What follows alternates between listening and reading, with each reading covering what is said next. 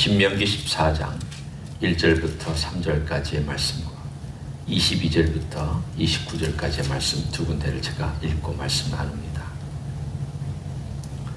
너희는 너희 하나님 여호와의 자녀이니 죽은 자를 위하여 자기 몸을 뱉지 말며 눈썹 사이 이마 위에 털을 밀지 말라.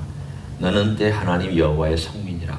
여호와께서 지상 만민 중에서 너를 택하여 자기 기업의 백성으로 삼으셨느니라. 너는 가증한 것은 무엇이든지 먹지 말라.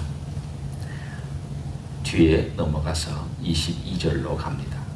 너는 마땅히 매년 토지 소산의 11조를 드릴 것이며 내 하나님 여호와 앞 곧 여호와께서 그의 이름을 두시려고 택하신 곳에서 내 곡식과 포도주와 기름의 11조를 먹으며 또 내 소와 양의 처음 난 것을 먹고 내 하나님 여호와 경외하기를 항상 배울 것이니라.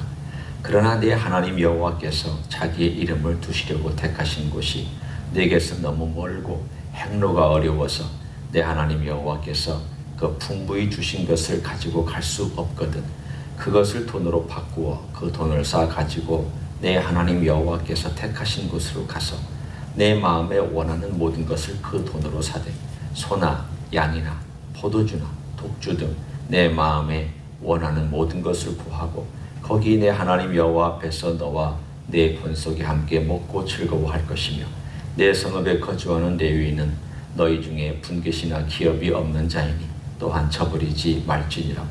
매 3년 끝에 그 해 소산의 10분의 1을 다 내어 내 성읍에 저축하여 너희 중에 분깃이나 기업이 없는 레위인과 내 성중에 거류하는 객과 및 고아와 과부들이 와서 먹고 배부르게 하라. 그리하면 내 하나님 여호와께서 내 손으로 하는 범사에 내게 복을 주시리라. 아멘. 우리가 거룩한 삶을 산다는 것 그 자체가 언뜻 생각하면 어떤 형태가 거룩이 있고 걸음걸이가 있고 또는 거룩이라고 닉네임이 붙은 무언가가 있는 것처럼 우리는 그렇게 분류하기 쉽습니다. 그러나 성경은 거룩이라는 것이 어느 한 지역, 어느 한 영역 또는 흔히 생각하던 어떤 영적인 것과 관련된 것에만 국한되지 않다라고 늘 강조하고 있습니다. 오늘 14장은 바로 그것을 얘기해주는 대표적인 장입니다. 거룩이란 뭐냐? 그리고 거룩한 삶을 산다는 것이 너희들에게 이 가나안 땅에 들어가 사는 너희들에게는 어떤 것이냐? 그것을 오늘 말씀하는 내용 중에 두 가지를 우리에게 들려줍니다. 하나는 앞에 물론 눈썹 미는 것 익숙하지 않은 그런 내용들이죠. 또 살을 베는 것. 이방 종교와 관련되어 있는 것이니까 이건 뭐 우리가 그렇다고 이렇게 얘기하면 되고 특별히 먹는 것과 그리고 하나님께 드리는 것. 이 두 가지를 주로 다루고 있습니다. 먼저 먹는 영역부터 우리가 한번 이 거룩과 먹는 것이 어떤 관계인가에 대한 내용을 다뤄보려고 합니다. 여자가 아기를 임신하면 아이를 임신하면 달라지는 게 여러 가지가 있습니다. 저도 옆에서 이렇게 지켜본 그런 일종의 간접적인 경험이죠. 일단은 먹는 것을 가립니다. 물론 좋아하는 음식이 생기기도 합니다. 그걸 많이 먹는 음식이 있지만 동시에 가려 먹습니다. 그래서 가려 먹는 그 이유를 가만히 생각해 보면 당연히 그러게 합니다. 왜냐? 내 아이에게 좋은 영향력, 좋은 것을 물려주고 싶은 엄마의 본능적인 행동입니다. 그러다 보니까 생각도 건강한 생각을 하고 보는 것도 좋은 것을 보고 또 사진 붙여놓는 것도 평안을 주거나 혹은 내 아이가 이렇게 생겼으면 좋겠다 하는 어떤 사진을 붙여놓습니다. 그러니까 이러한 내용들을 가만히 보면 이게 거룩의 개념이구나 라는 것을 우리는 눈치챌 수 있습니다. 벌써 생명을 내 안에 잉태하면 내 삶이 거룩이라는 것을 하지 말라고 얘기를 합니다. 험한 곳 안 가잖아요. 나쁜 것 안 들으려고 하잖아요. 나쁜 생각 안 품으려고 하잖아요. 나쁜 행동 안 하려고 하잖아요. 왜냐? 내가 내 아이를 사랑하기 때문에, 이 귀한 생명을 사랑하고 이 생명에게 좋은 것을 주고 싶어 하기 때문에 내가 선택하는 겁니다. 하지 말라고 해도 선택합니다. 자, 우리는 그 개념을 그대로 하나님 아버지와 또 우리 주님 성삼위 하나님께서 우리를 만드셨을 때, 우리를 탄생하게 하셨을 때에 그 마음으로 그대로 유추해서 한번 생각해 봅니다. 하나님께서 우리를 만드셨습니다.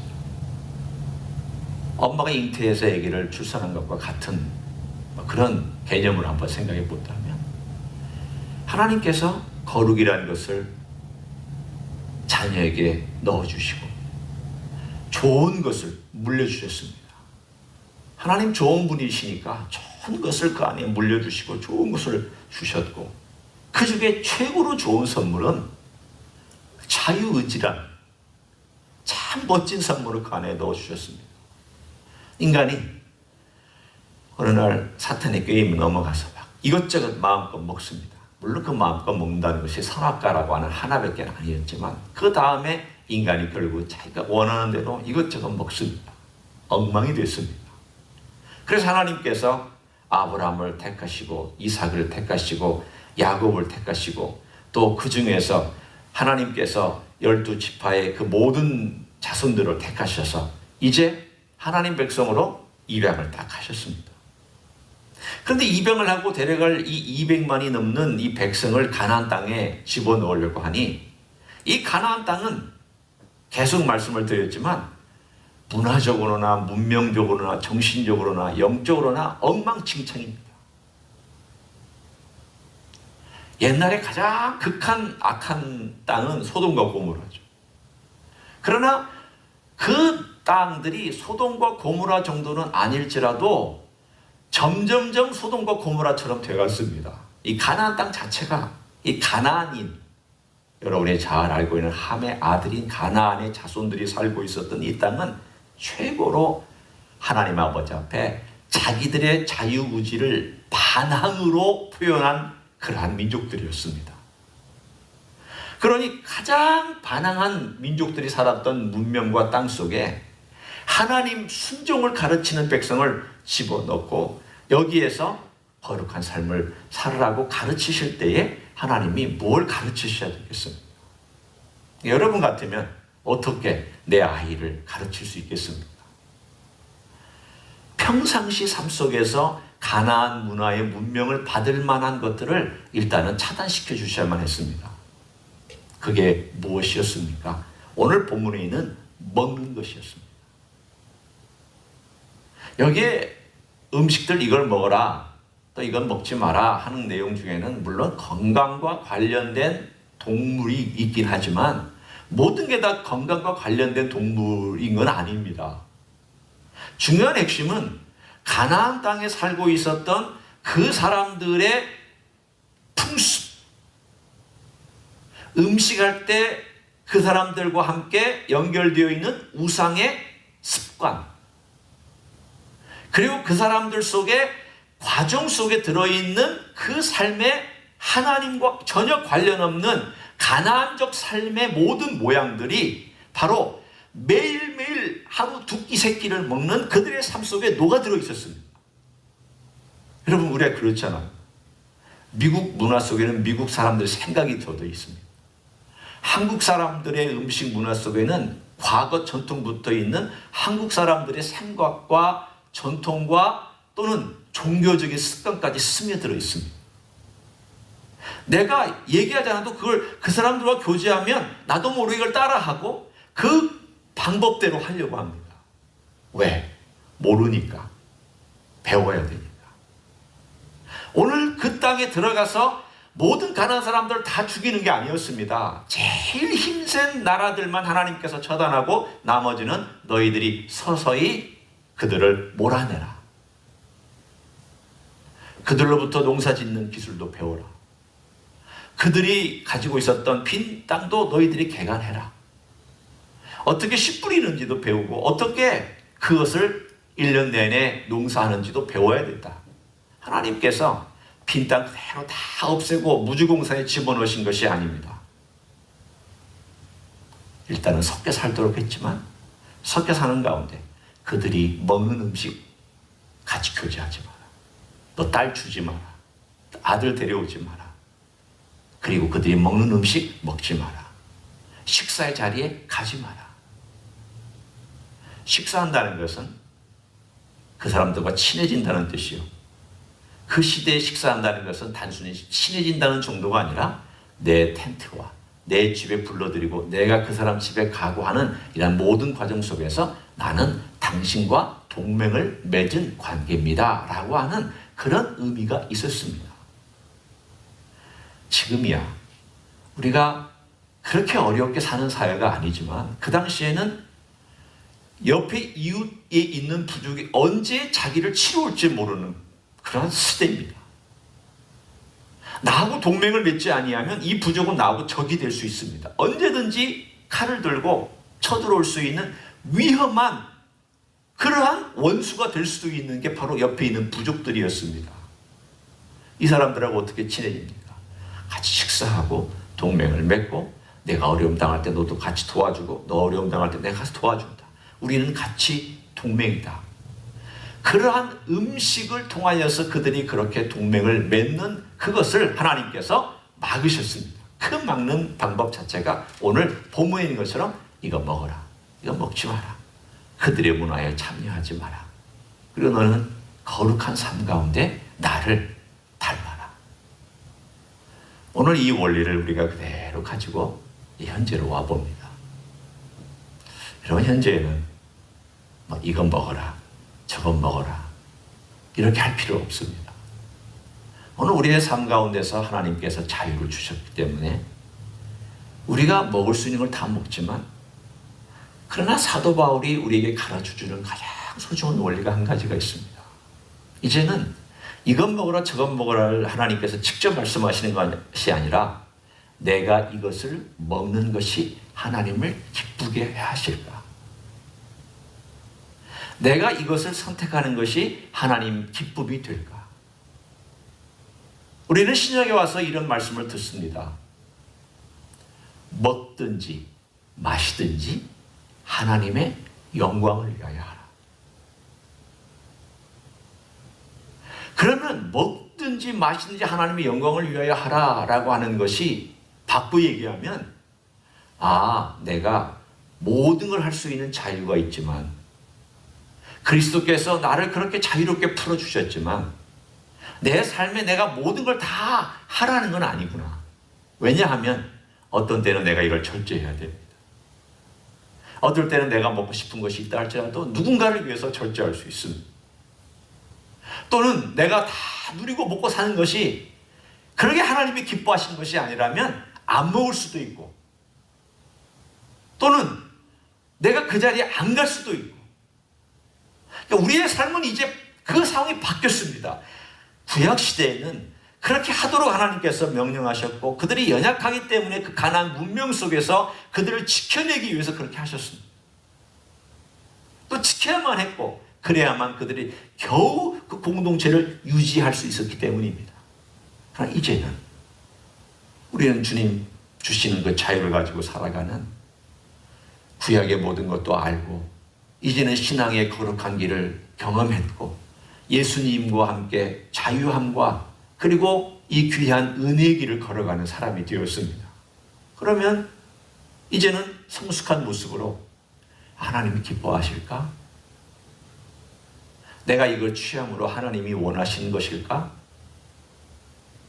하나님이 나에게 이렇게 귀한 것을 주셨는데 나도 하나님을 기쁘시게 해드리고 싶은데 내가 이거 마음대로 해도 되는 것일까? 이런 생각을 하는 것이 당연하다는 것입니다. 이제는 의무적으로 하는 구약이 아니라 이제는 내 마음속에 자발적으로 하는 하나님 우리 주님께서 주신 그 자유를 내 방종에 쓰지 아니하고 내 원하는 걸 다 하고 싶은 대로 하는 것이 아니라 그 원하는 것이 있다 할지라도 하나님이 기뻐하시는가를 따라서 결정하고 나아가는 것. 이것이 바로 거룩한 삶과 자유의 삶이 같이 하나가 되어 성숙한 그리스도인의 삶으로 나아가는 가르침입니다. 먹는 것에서 우리는 거룩한가를 질문합니다. 내가 오늘 먹는 삶에서 예수님과 동행하는 삶을 살고 있는가 질문하고 있습니다. 오늘 너야 행하는 행동, 꼭 먹는 것뿐만이 아니라 일반 그냥 우리가 선택하는 많은 것들, 내 취미, 내가 가고 싶은 것, 내가 갖고 싶은 것, 내가 누리고 싶은 것, 뭐 소유하고 싶은 것도 해당되죠. 또 내가 만나고 싶은 사람, 또 내가 어딘가에 가서 무언가를 먹고 싶고, 또 무언가를 사고 싶고 등등등의 매일 삶 속에서 우리가 그냥 일상생활 속에서 아무 생각 없이도 결정을 내릴 수 있는 그것조차도 이제는 좀 다르게 살아가는 겁니다. 원리는 딱 하나입니다. 너는 다르다. 구약의 이스라엘 백성이 내가 사랑을 부어서 너를 내 자식으로 삼아서 너가 다른 것처럼 너는 내가 피 흘려서 산 내 백성이다. 너는 다르다.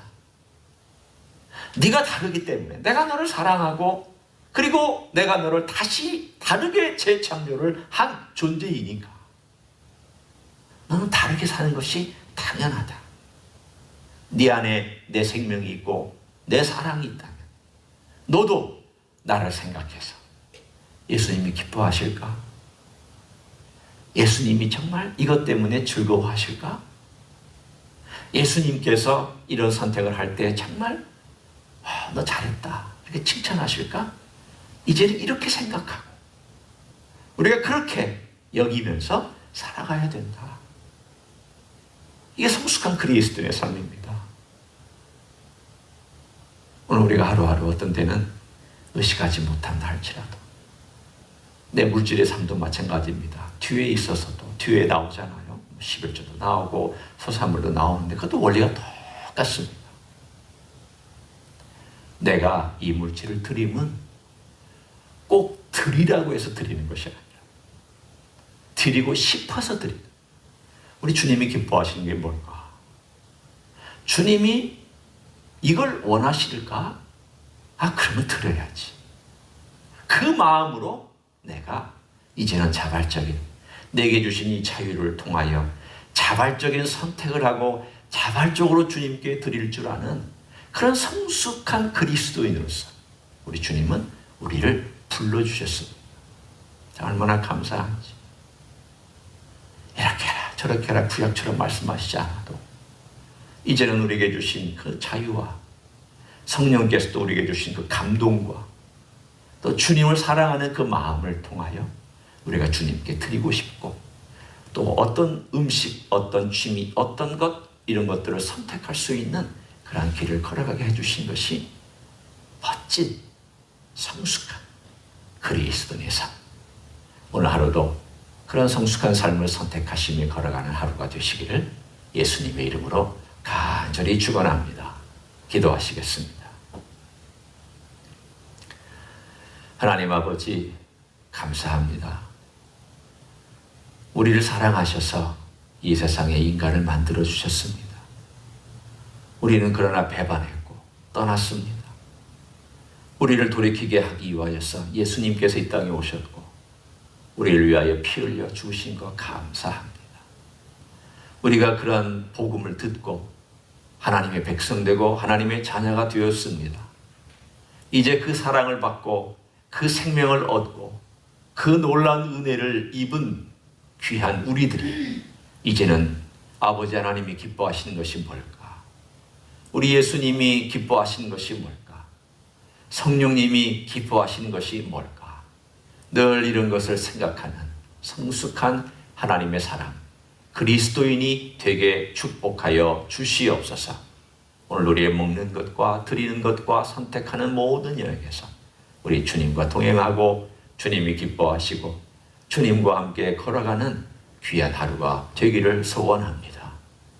이제는 우리 구주 예수 그리스도의 은혜와 하나님 아버지의 극진하신 사랑과 성령 하나님 교통하심의 역사가 오늘도 우리의 삶이 해야만 하기 때문에 살아가는 삶이 아니라 이제는 하고 싶고 드리고 싶고 주님께 나아가고 싶고 주님의 기쁨이 뭔가를 생각하고 싶은 그러한 삶으로 우리가 살아가기를 소원하는 이 자리에 참여한 종들 위에와 또 가정에서 예배드리는 종들 위에와 조임지 희스교회 위에와 이민교회들과 한국교회들과 선교사님들 위에 이제부터 영원히 함께 하실지어다. 아멘.